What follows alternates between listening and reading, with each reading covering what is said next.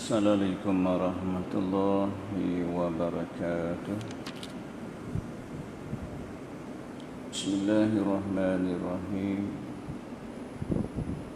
Alhamdulillahi rabbil alamin.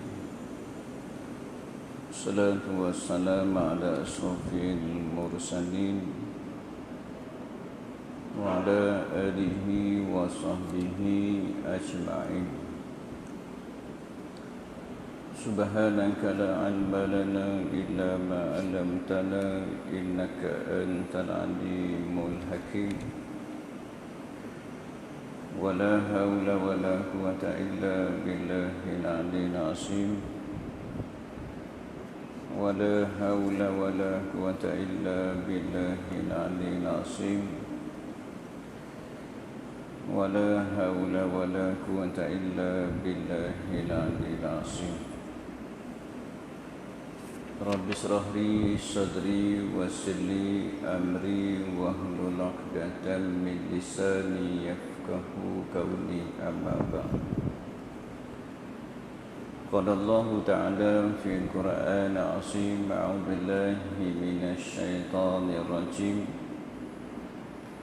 Wallahu akhrajakum min butuni ummahatikum la ta'lamuna syai'an وَجَعَلَ لَكُمُ السَّمْعَ وَالْأَبْصَارَ وَالْأَفْئِدَةَ لَعَلَّكُمْ تَشْكُرُونَ. Sadaqallahul azim.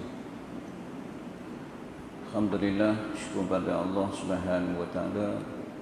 Sama-sama kita menunaikan sembahyang maghrib berjemaah. Mudah-mudahan amal ibadat kita diterima oleh Allah Subhanahu wa taala. Bersyukur juga kepada Allah Subhanahu wa taala kerana masih lagi dipanjangkan usia kita. Mudah-mudahan dengan panjangnya usia kita dapat sama-sama kita meningkatkan ketakwaan kita kepada Allah, iaitu kita menjunjung segala perintah Allah dan kita meninggalkan segala larangan Allah Subhanahu wa taala. Bersyukur juga kepada Allah Subhanahu wa taala kerana memilih kita pada malam ni untuk duduk dalam majlis ilmu. Mudah-mudahan kehadiran kita pada malam ni dicatat oleh malaikat yang telah diamanahkan oleh Allah Subhanahu wa taala sebagai suatu catatan yang mendapat keberkatan daripada Allah Subhanahu wa taala. Jadi insya-Allah malam ni kita sambung pengajian kita dalam kitab Fiqh Manhaji jilid yang pertama, iaitu kitab Fiqh Mazhab Imam Syafi'i. Kita masih berbicara tentang pengenalan beberapa istilah fiqh. Kita berhenti hari itu ni dalam kitab mana ni, muka surat 22. Kita berhenti hari itu ni yang ketiga, iaitu fardu ain. Kita berhenti hari itu ni yang ketiga, fardu ain. Jadi kita masih lagi bicara tajuk pengenalan beberapa istilah fiqh yang kita kena tahu, kita kena beza yang mana wajib, yang mana sunat, yang mana rukun, yang mana fardu, yang mana syarat kita kena tahu. Terutama tajuk yang kita nak belajar nanti berkait tentang rukun-rukun sembahyang. Setengah daripada kita pun tak dapat nak beza lagi yang mana sunat, yang mana rukun.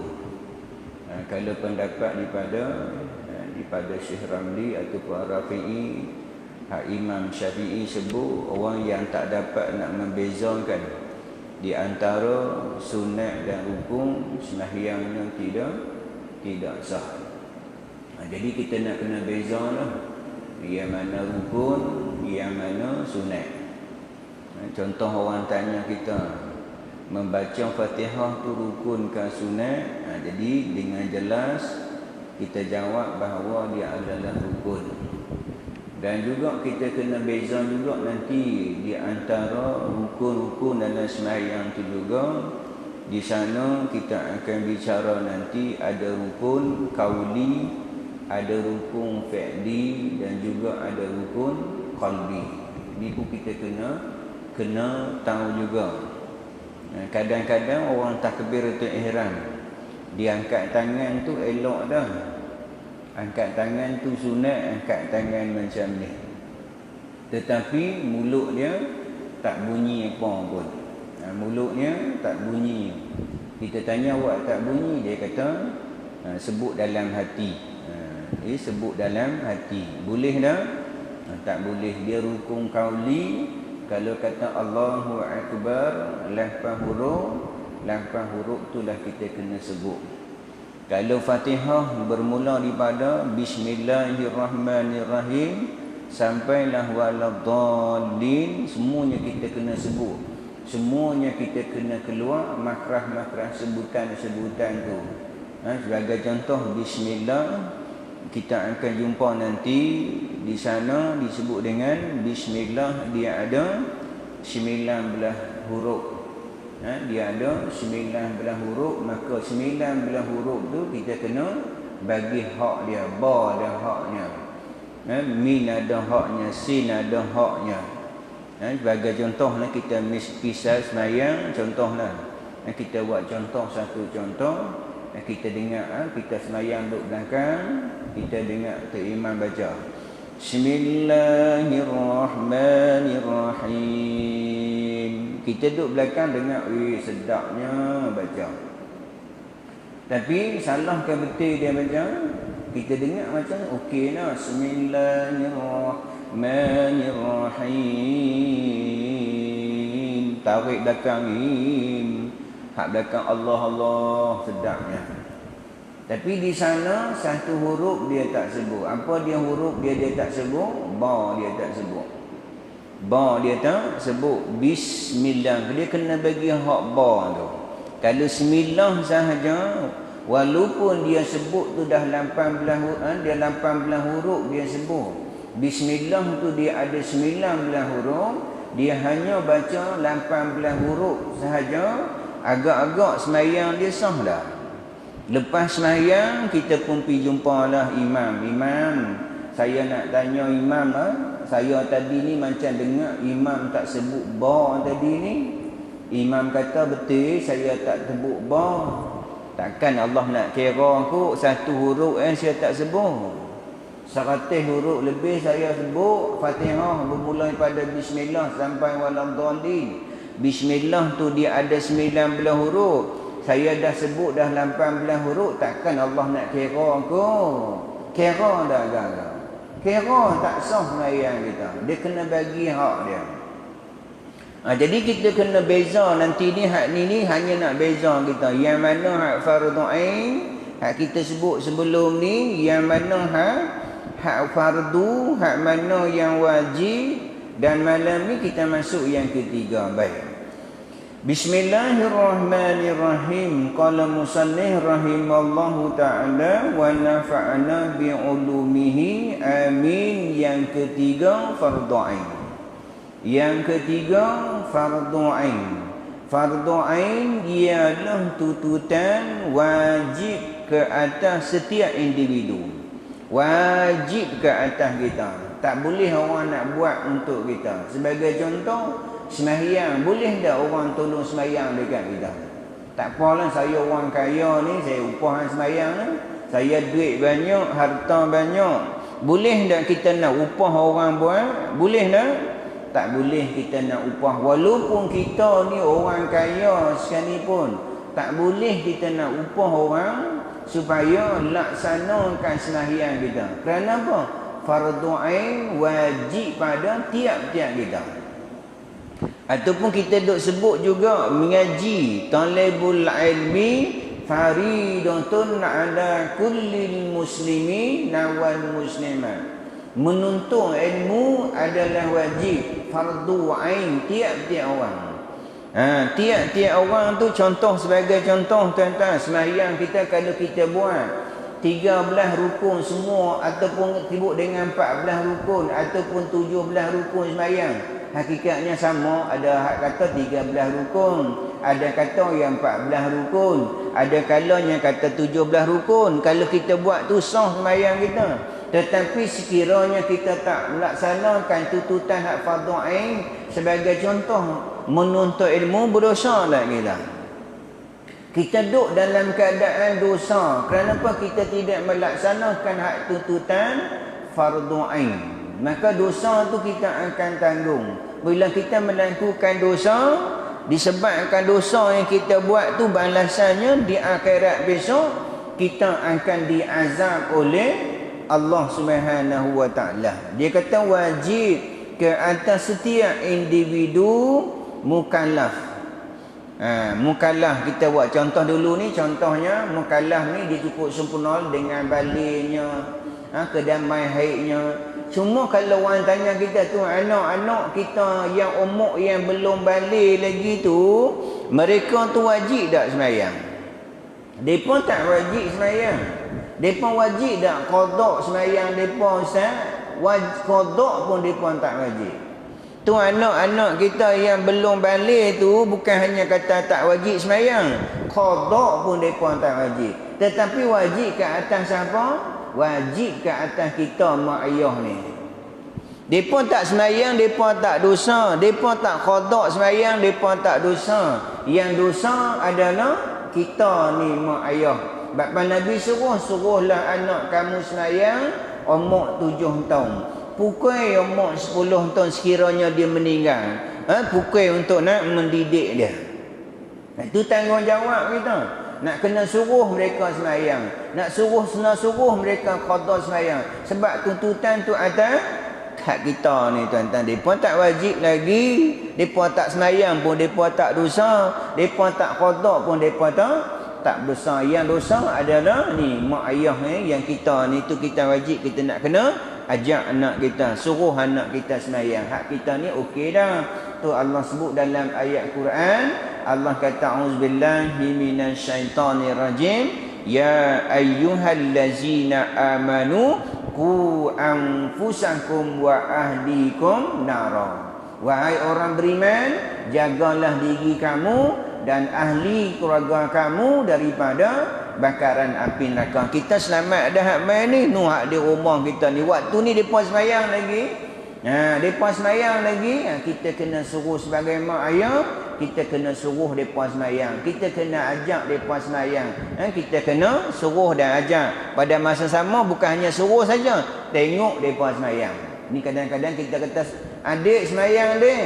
Sat lagi sembahyang, lala sembahyang pun dah. Suruh mereka berhenti sat. Kalau tengok TV, tutup TV sat. Kalau main handphone, berhenti, suruh mereka berhenti handphone sat. Sembahyang sat. Apa? Itu tanggungjawab kita. Dia kata tuntutan secara putus jazim, tak ada pilihan dah ni. Putus daripada Allah Subhanahu wa taala. Dia buat contoh di sini seperti sembahyang, seperti puasa dan juga haji yang berkemampuan. Ibadat ini wajib ke atas setiap mukallaf dan tidak memadai dengan hanya didirikan oleh sebahagian mukallaf tanpa sebahagian yang lain. Sebagai contoh ni, kita mai sembahyang maghrib ni, adakah orang yang tak sembahyang lepas tanggungjawab mereka? Dah. Kita lepas ni hak kita sahaja. Orang yang tak sembahyang bukan tanggungjawab kita. Selagi mana dia tidak mengqada ke tu hak kita sebut dah sebelum ni, hak benda dulu-dulu ni contohnya kita tinggal sembahyang kita. Kita agaklah berapa lama yang kita tinggal. Kita buat jadual. Kita buat kira-kira. Zaman-zaman jahiliah dulu ni, zaman-zaman kita dulu, kita lara dulu ni, kita tak sembahyang, lah kita dah sedar dah, lah kita dah mengaji dah, maka kita wajib kita nak kena qada balik. Tu kadang-kadang kita tuan-tuan macam kita sebut sebelum-sebelum ni lah. Sebagai contoh sembahyang zuhur tu adalah wajib. Sembahyang zuhur adalah wajib. Sembahyang di awal waktu adalah sunat.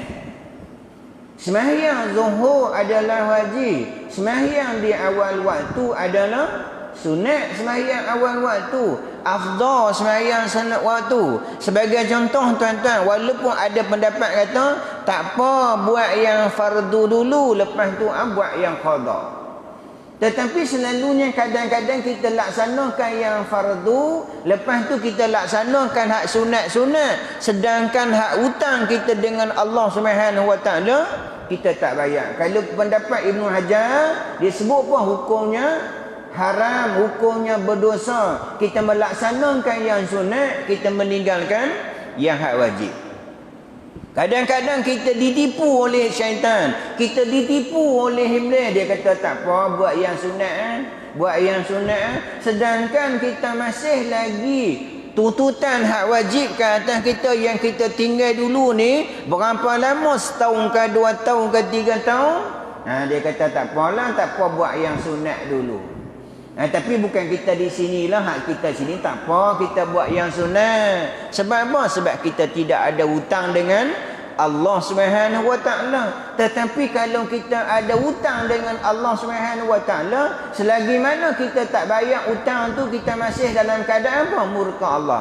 Tu kata kita sebut dengan taubat nasuha. Yang kita kata taubat sungguh-sungguh dengan Allah Subhanahu Wa Taala, nak dapat syarat keampunan daripada Allah Subhanahu Wa Taala, iaitu menyesal di atas perbuatan kelalaian kita dulu-dulu yang kita tinggal sembahyang. Kita taubat ni, kita menyesal di atas perbuatan kita, dan kita tak mau mengulangi dah perbuatan-perbuatan kita.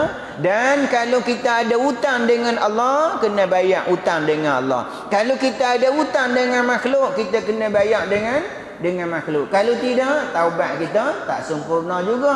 Maksudnya apa? Dia ada syarat-syaratnya, dia ada rukun-rukun taubatnya. Kalau kita tidak menyempurnakan syaratnya, kita tidak menyempurnakan rukun-rukun taubat kita sah dah, taubat kita tak sah. Maka kita kena menyesal di atas perbuatan kita. Pada masa yang sama, kena qada balik hak kita tinggal dulu-dulu ni.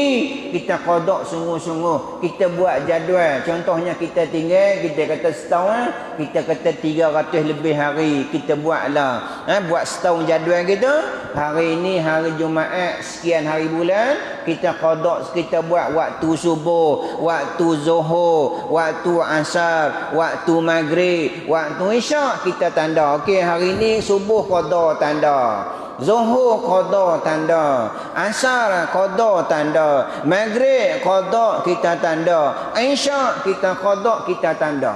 Kita buat tu secara sungguh-sungguh. Kita sebab apa? Kita dah menyesal dah. Dulu-dulu kelalaian kita, lah kita nak taubat dah. Kalau kita ada hutang dengan Allah, kita nak bayar sungguh-sungguh hutang kita dengan Allah SWT. Dalam celah-celah tu kita mati, tuan-tuan. Maka kita bersangka baik dengan Allah Subhanahu Wa Taala. Kita mengharapkan kepada Allah Subhanahu Wa Taala agar Allah Subhanahu Wa Taala mengampunkan dosa-dosa kita. Sebab apa? Kita berazam sungguh-sungguh kita nak qada ni. Kita buat jadual hari ni. Berapa lama dah? Sebulan dah kita tulis siap-siap dah. Kita qada, kita ganti. Selama mana? Kita agak-agaklah setahun kita nak bayar. Tapi kalau kita pun tak ambil indah sangat, saya buat, saya tak buat, buat nak buat. Maksudnya apa? Kita tidak ambil berat. Sedangkan kita ada hutang dengan Allah Subhanahu Wa Taala yang wajib pada tiap-tiap orang. Contohnya orang sembahyang ni, kita sembahyang, orang lain tak sembahyang, dia sendiri yang menanggung. Kita lepas dah malam ni sembahyang maghrib kita. Kita lepas dah sembahyang zuhur tadi. Maksudnya hak sebelum ni lepas dah. Sebelum lagi ni tak lepas lagi, sekali mana kita tak ganti balik hutang-hutang yang hak kita tinggal dulu-dulu ni banyak dah. Kita agak-agak lah. InsyaAllah apabila kita habis hutang kita dengan Allah, Allah Subhanahu Wa Taala akan bagi rasa ketenangan dalam diri kita. Macam kita tak ada hutang dengan bank, rumah pun tak ada hutang, kereta pun, kita rasa tenang dah hidup kita. Kita rasa tenang, tak kena ada bayar hutang apa. Sama juga kita tak ada hutang dengan Allah Subhanahu Wa Taala, Allah Subhanahu Wa Taala akan bagi rasa kita sakinah, ni ketenangan dalam diri kita. Taklah serabut sangat. Tapi kalau kita masih ada hutang, usaha kita qada buat maghrib satu, qada satu. Hak sunat tak apa kita buat kemudian tak apa. Kenapa? Hak pentingnya hutang kita dengan Allah Subhanahu wa taala dulu. Baik. Dia kata tututan secara jazim, putus daripada Allah seperti sembahyang, puasa dan haji bagi berkembang. Ibadat-ibadat ini wajib ke atas tiap mukallaf dan tidak memadai dengan hanya mendirikan oleh sebahagian mukallaf. Iaitu maksudnya apa? Hak kita buat ni, orang lain tu maksudnya dia kena buat masing-masing, dia kena buat. Dia kena buat. Hak kita buat untuk kita. Fardu ain tu ke atas kita, macam kita main mengaji malam ni. Orang yang tak main, dia masih lagi dalam kenapa? Tidak menyempurnakan hak tututan fardu ain. Semua hak tututan tu kalau kita dah tahu tak apalah lah. Contohnya mengaji bab semayang ni kita tahu dah. Kita tahu dah dulu-dulu kita mengaji dah. Kita hanya main malam ni kita nak mengulang kaji pelajaran kita dulu ni. Maksudnya kita main malam ni tututan hak tu jadi sunat malam ni. Malam ni tututan kita main malam ni hak fardu ain kita lepas dah. Semua kita nak main lah. Ni kita nak main mengulang kaji. Sebab apa? Sebab kadang-kadang kita lupa. Bukan kita duk ingat tuan-tuan. Macam kita duk sebut selalulah hari raya. Sebelum kita nak sembahyang raya-raya, imam angkat bangkit bagi penerangan, bagi cara nak sembahyang, kafiat nak sembahyang Aidilfitri, lafaz niatnya usalli sunnatan Aidilfitri kan, tu imam duk beritahu tiap-tiap tahun. Dia kata pada lepas takbiratul ihram baca doa iftitah. Lepas baca doa iftitah takbir 7 kali, diselangi dengan tasbih subhanallah walhamdulillah wala ilaha illallah wallah. Tu iman duk peringat kat kita. Sebab apa? Setahun sekali kita sembahyang. Sekali lagi tu iman pergi sembahyang, Allahu akbar, baca doa iftitah, dia pun lupa juga bismillahirrahmanirrahim. Alhamdulillah, dia pun tak takbir hak 7 kali. Dia pun lupa juga. Sat-sat dia yang duk peringat kat kita. Sat-sat ni dia yang duk peringat. Dia kata lepas doa iftitah takbir 7 kali, diselangi dengan tasbih. Sat lagi dia jadi imam, Allahu akbar, dia baca doa iftitah tu kan, bismillahirrahmanirrahim, terus dia baca Fatihah. Sah dah sembahyang tu, sah sembahyang dia. Cuma tak dapatlah pahala hak sunat. Dia hak duk peringat pun lupa. Tu kita kadang-kadang ni kita main kadang-kadang kita ingat lupa. Ngaji dah dulu. Kita duk ulang-ulang, insya-Allah dia peringat balik. Ulang-ulang macam kita baca Quran tuan-tuan, dulu lancar. Lama kita tak baca, lancar dah lah. Dulu baca lancar tuan-tuan. Masa dulu ni, masa khatam dulu ni, masa kanak-kanak, bukan masa dulu ni kita mengaji dulu ni. Kita baca lancar. Lah lancar dah. Lah kalau kita duk baca hari-hari, insya-Allah lancar. Tapi kalau kita tinggal sebulan, 2 bulan, pakai baca gagap-gagap apa? Kita tinggal lama. Apabila kita tinggal lama, Al-Quran akan tinggal kita juga. Jadi Al-Quran ni kita kena baca walaupun satu ayat baca tuan-tuan. Tak boleh baca satu ayat, baca satu muka. Tak boleh baca satu muka, baca satu lain. Baca lagi. Kita rasa tak boleh, lagi kita tambah. Macam kita kata tak boleh bagi RM1 pun RM2. Kita kena lawan. Rasa nak bagi RM1 boh RM2. Rasa nak bagi RM2 boh RM4. Kita kenalah kelawan. Rasa nak baca satu muka, baca 2 muka. Kita nak kena mujahadah. Lama-lama insya-Allah dah biasa, kita akan istiqamah. Tak baca Quran, kita rasa tak boleh nak duduk lah. Kita akan rasa nikmatnya kita baca Al-Quran. Baik. Yang keempat ialah fardu kifayah. Fardu kifayah ialah tututan ke atas sekumpulan orang Islam. Sebagai contoh kita Imam Syafi'i, ni sembahyang berjemaah adalah fardu kifayah. Tapi kalau bagi Imam Hanafi, wajib. Depa tu wajib ni sembahyang jemaah ni. Korban juga wajib juga. Kita fardu kifayah. Kita buat, orang lain tak payah. Kan macam tu kan, Tuan Haji? Kita buat, orang tak payah. Nabi sebut apa? Sebab apa fardu kifayah? Sebab apa kalau Imam Hanafi kata fardu ain? Sebab dalil pada Ibnu Matum mai jumpa Nabi, ya Rasulullah, boleh tak saya nak sembahyang kat rumah Rasulullah? Sebab apa? Dia ni buta. Dia nak mai ni payah, tuan-tuan. Ibnu Matum ni dia buta, dia mai Rasulullah, dia tanya Rasulullah, boleh tak dia nak sembahyang di rumah? Nabi tak jawab. Lepas tu ketika dia nak balik, Nabi panggil dia, kamu dengar dah azan? Nabi tanya, dengar azan dah? Ibnu Matum tak dengar, Rasulullah. Nabi kata, sembahyanglah di mana azan dilaungkan. Dia tu hak lepa tu wajib dia mah. Hak kita, dalil hak kita ni kata fardu kifayah. Nabi sebut dalam hadis yang lain, Nabi kata as-salatul jamaah afdal min salatil fazi wa sab'i wa ishruna darajah. Sembahyang berjemaah tu lebih baik daripada sembahyang seorang diri 27 darjat. Kita sembahyang berjemaah ni Nabi kata lebih baik daripada sembahyang seorang diri 27 darjat. Kalau lah pihak masjid Alma Jaya ni bagi offer lah, siapa mai sembahyang jemaah kita bagi seorang 270. Ni bukan 27 darjat, ni bukan 27,000, bukan 2,700,000 dah. Tak sama nilai apa yang hak kita nak bayang. Tak sama, tak boleh nak nilai. Nikmat pahala yang Allah Subhanahu Wa Taala nak bagi pada kita, tak boleh kita nak bayang dengan dunia ni. Tapi kita buat contoh dengan dunia lah. Pihak masjid bagi offer, bagi tawaran. Ada tuan-tuan di masjid pajak Zoom. Kita sembang dengan pengusi dia dulu. Dia bagi duit. Hak mai sembahyang subuh penuh tuan-tuan. Tapi hak mai sebelum azan. Yang mai sebelum azan. Hak lepas azan tak boleh lah.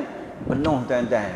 Tapi untuk nak latih lah, kalunya budak-budak lah, orang tua takkan nak ambil duit pun dia bagi offer kat kanak-kanak budak-budak. Tak apalah, bagi upah pegat bama, bagi upah lu. Macam kita lah, kalau masjid kita kurang orang sikit, nak buat macam mana bagi ramai Ustaz? Buat kenori dengan lu. Bila jangan dia buat lagi nah. Masih lagi SOP, nanti lepas-lepas esok ni buat kenori. Tak apa, kalau tak boleh, kalau kita tak ada duit, okey, bawa mai seorang sikit. Seorang ni buat mai ketupat, yang ni buat mai rendang. Kita lepas sembahyang kita pangkat makan. Ataupun bila kita buat selalu tuan-tuan, nanti ada orang sponsor. Okey, malam ni aku nak buat kenori. Mula-mula dia mai bukan nak main nak mengaji. Mula-mula mai bukan nak main nak sembahyang, nak jemaah dah. Dia mai nak makan, tak apa. Hak mula-mula dia mai nak makan dulu, lama-lama insya-Allah insya-Allah lama-lama dia mai. Bapa mula-mula kita bagi dia makan dulu, lepas tu lama-lama dia terikat dah dengan kita. InsyaAllah ni kadang-kadang kita tu orang-orang yang baru mai, jangan kita duk perli-perli kat dia. Kadang-kadang dia baru nak belajar nak mai, kita pun tengok muka dia, kita perli-perli, bagak malam ni hujan lebat kita perli-perli kat dia. Lepas tu dia tak mau jenuh, kita nak tanggung, nak jawab di mahkamah Allah Ta'ala. Kita kena bagi dia seronok. Bagi selamat datang, kita kena puji dia. Bagus, bagi dia seronok mai rumah Allah Subhanahu Taala. Ini kita duk perli-perli agak malam ni hujan lebat. Orang-orang yang tak mai sembahyang jemaah ni, apabila dia sakit, kita pergi jangan kita pulau dia. Masa dia sakit, kita pergi lawat dia, kita pergi rumah dia, tengok rumah dia, kita pergi tolong masak dekat dia, kita pergi tolong lap badan dia, kita pergi tolong kemas rumah dia. Dah dia lah bini mati lama dah, kita pergi tolong dia.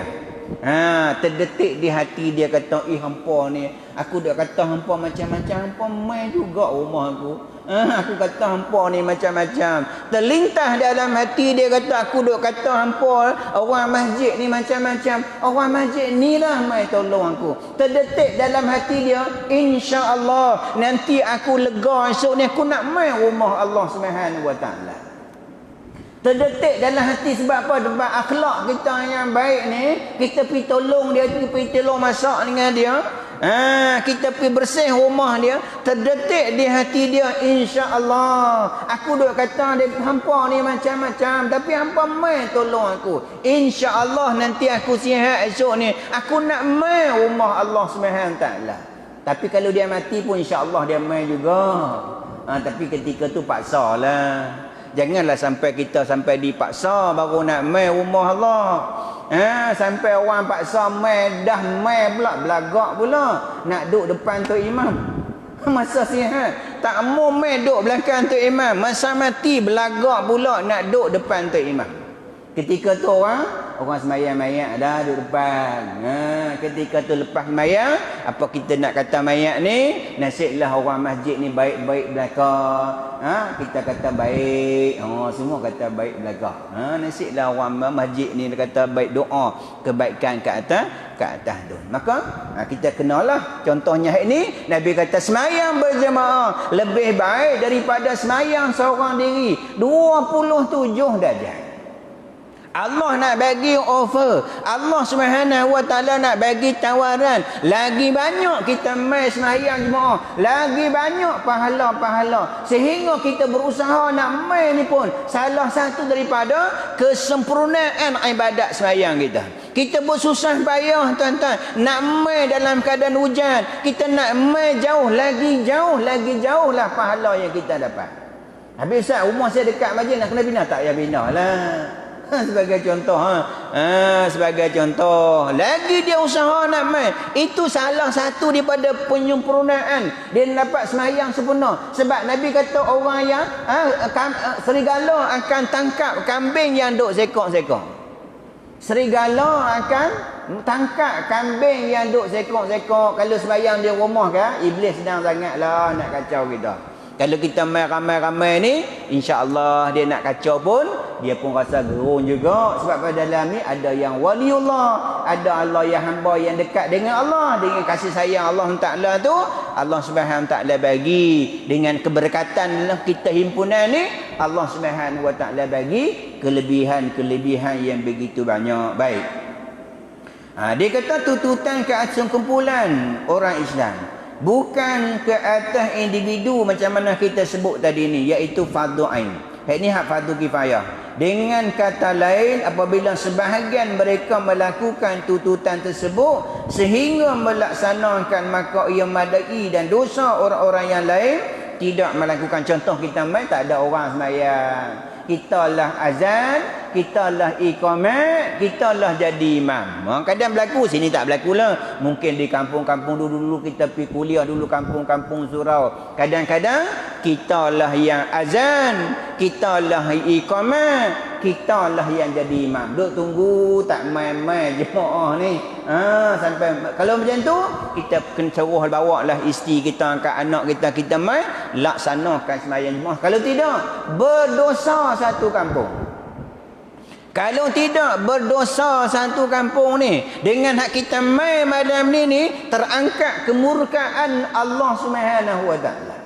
Ni dengan sebab kita mai ni, Allah Subhanahu Wa Taala angkat ni dosa-dosa. Tu kadang-kadang dosa-dosa hak kita buat ni apa? Dengan sebab dosa, sebahagian dosa yang orang buat, Allah Subhanahu Wa Taala turunkan ujian, turunkan bala, kena pada siapa? Kena pada semua orang. Dia tak kira tu imam ke ustaz ke, bila turun ujian, turun bala, semua kena. Itu kita kena pakat-pakat jaga. Lihat benda-benda yang tak baik, kita kena tegur. Nabi kata man ra'a minkum munkaram falyughayyir biyadihi. Apabila kamu melihat benda-benda yang mungkar, ubah dengan kuasa, dengan tangan kuasa kamu. Tak mampu dengan tangan, dengan kuasa, dengan lisan sekurang-kurangnya kita ajak dia, beritahu dia.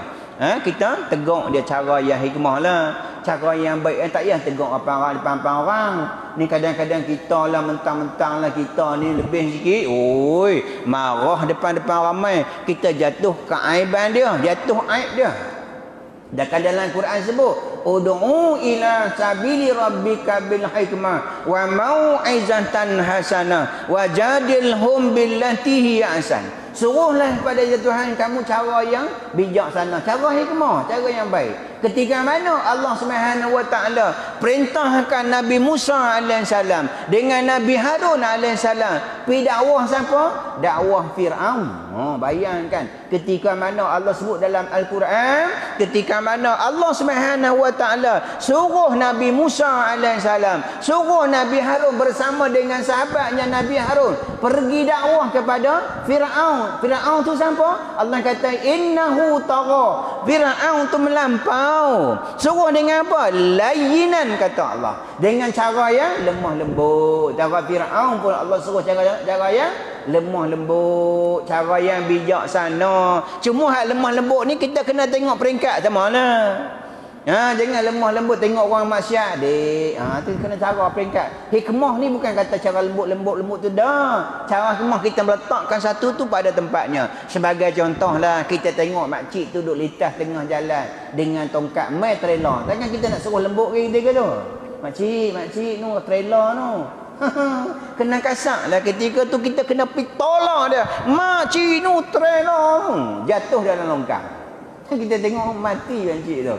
Bapa kita tolak masuk longkang. Cara tengok keadaan lah. Sampai dalam keadaan ada kala kena tegas. Ada kala cara yang hikmah, cara yang bijaksana. Jangan sampai memalukan sahabat-sahabat kita. Cara yang baik, pergi tegur dia cara yang baik. InsyaAllah dia akan terima teguran kita. Ni kadang-kadang kita marah dia, kita maki nu depan-depan ramai, jatuh kemaluan dia. Dia malu depan tu dia tak mai tuan-tuan. Saya tegur cara yang baik. Dengan ditegur cara yang baik, insya-Allah orang akan mudah untuk nak mai rumah Allah Subhanahu wa taala. Baik. Maka ia memadai dan dosa orang-orang lain sehingga tidak melakukan akan gugur, tetapi semuanya dianggap derhaka dan berdosa sekiranya tidak seorang pun yang menunaikan, contohnya mengurus jenazah. Ini hak fardu kepada buat contoh di sini ialah mengurus jenazah, memandikan, mengkampankan, menyembahyangkan dan juga mengebumikan jenazah adalah fardu kifayah. Tapi kita insya-Allah lah, masjid kita dia ada dia punya bahagian-bahagiannya. Dia ada biru-birunya. Dia ada ini bahagian bab mandi jenazah dia ada dah lepas tuan-tuan. Tapi kalau tak ada tuan-tuan, maka kita berdosa dah satu qadah ni insya-Allah lah. Bab ni masalah okeylah. Cuma yang masalahnya ialah hak kalau kita tak buat semayang berjemaah. Ini hak penting kadang-kadang, tapi hak jemaah ni pun insya-Allah lah kita kena istiqamah. Kalau tak ada, kita kena bawa anak kita, isteri kita mai semayang jemaah. Kalau tidak, satu kampung lah berdosa. Baik. Dia buat contoh sini ialah menunaikan semayang jenazah atas orang jenazah dan memandikan, mengkafankan, menyembahyang, mengebumikan kewajipan, menyembunyikan, mengebumikan. Dia kata kewajipan ini akan tertunai mencapai maksud apabila seorang Islam melakukannya. Sekiranya tidak ada seorang pun yang menguruskannya, maka semua orang Islam berdosa kerana mereka meninggalkan fardu kifayah yang mewajibkan ke atas orang Islam secara berkumpulan. Ni kita ingat, kita berhenti tentu dulu. Kita masih lagi dalam SOP. Hari ni pun 1,300 hari ni. Hari ni pun banyak juga hari ni. Tapi kita kena pakat-pakat jagalah. Pada masa kita berusaha, pada masa juga kita jangan lupa berdoa kepada Allah Subhanahu wa taala. InsyaAllah lepas ni kita akan sambung. Yang kelima adalah rukun. Hak rukun ni kita akan bicara nanti ni. Hak berkait tentang bab semayang, dia ada rukun semayang. Puasa dia ada rukunnya, haji dia ada rukunnya. InsyaAllah lepas ni kita akan hurai. Dan kita akan jumpalah istilah-istilah ni dalam kehidupan kita ni. InsyaAllah. Wallahu a'lam. Marilah sama-sama kita tangguh kuliah kita pada malam ni dengan tasbih kifarah dan surah subhanakallah wa bihamdika asyhadu an la ilaha illa anta wa astaghfiruka wa atubu ilaik. Bismillahirrahmanirrahim. Wal 'asr innal insana lafi khusr illa allazina amanu wa 'amilus solihat wa tawassaw bil haqq wa tawassaw bis sabr. Bismillahirrahmanirrahim. Alhamdulillahirabbil alamin. Wassalatu wassalamu ala asyrafil mursalin wa ala alihi wa sahbihi ajma'in. Allahumma faqihna fid din wa 'allimna ta'wil wahdina ila siratikal mustaqim. Allahumma aghnina bil 'ilmi wa zayyina bil hilmi wa akrimna bit taqwa jamilna bil afiyah. Rabbana atina fid dunya hasanah wa fil akhirati hasanatan wa qina adzabannar. Wa sallallahu ala sayyidina Muhammadin khatimil anbiya mursalin wa ala alihi wa sahbihi ajma'in. Subhana rabbika rabbil izzati amma yasifun wa salam salim walhamdulillahi rabbil alamin. Sekian billahi taufiq wal hidayah. Assalamualaikum warahmatullahi wabarakatuh.